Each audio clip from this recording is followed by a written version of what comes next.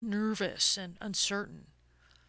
Once when I looked up, I seemed to see a smile behind his close, grayish beard, as if he had the secret and were amusing himself by holding it back from me. That exasperated me still more. The secret?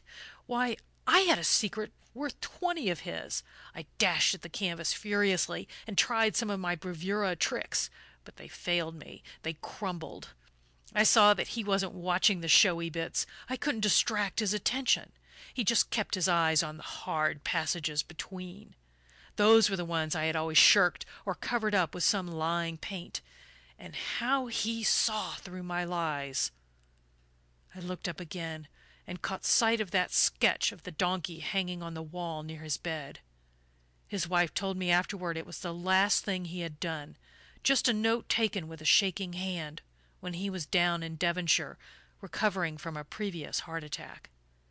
Just a note, but it tells his whole history.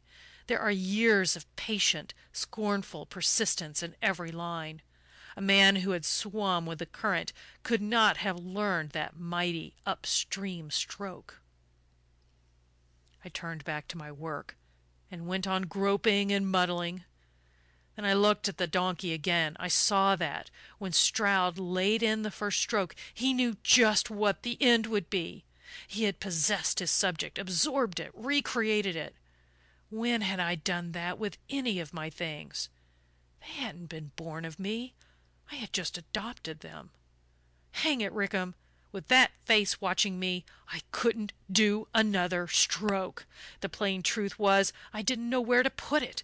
I had never known. Only with my sitters and my public, a showy splash of color covered up the fact. I just threw paint into their faces. Well, paint was the one medium those dead eyes could see through, see straight to the tottering foundations underneath. Don't you know how, in talking a foreign language, even fluently, one says half the time not what one wants to, but what one can?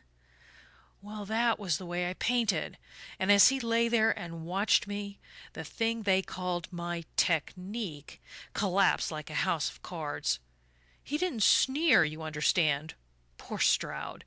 He just lay there quietly watching, and on his lips, through the gray beard, I seemed to hear the question, "Are you sure you know where you're coming out?" If I could have painted that face with that question on it, I should have done a great thing. The next greatest thing was to see that I couldn't, and that grace was given me. But oh, at that minute, Rickham, was there anything on earth I wouldn't have given to have Stroud alive before me and to hear him say, "It's not too late. I'll show you how." It was too late. It would have been even if he'd been alive. I packed up my traps and I went down and told Mrs. Stroud. Of course I didn't tell her that. It would have been Greek to her. I simply said I couldn't paint him, that I was too moved. She rather liked the idea. She's so romantic. It was that made her give me the donkey. But she was terribly upset at not getting the portrait. She did so want him done by someone showy. At first I was afraid she wouldn't let me off, and at my wit's end I suggested Grindle. Yes, it was I who started Grindle. I told Mrs. Stroud he was the coming man, and she told somebody else, and so it got to be true. And he painted Stroud without wincing, and she hung the picture among her husband's things. He flung himself down in the armchair near mine, laid back his head, and clasping his arms beneath it, looked up at the picture above the chimney-piece. I like to fancy that Stroud himself would have given it to me, if he'd been able to say what he thought that day. And in answer to a question I put half mechanically, "Begin again," he flashed out, "when the one thing that brings me anywhere near him is that I knew enough to leave off?"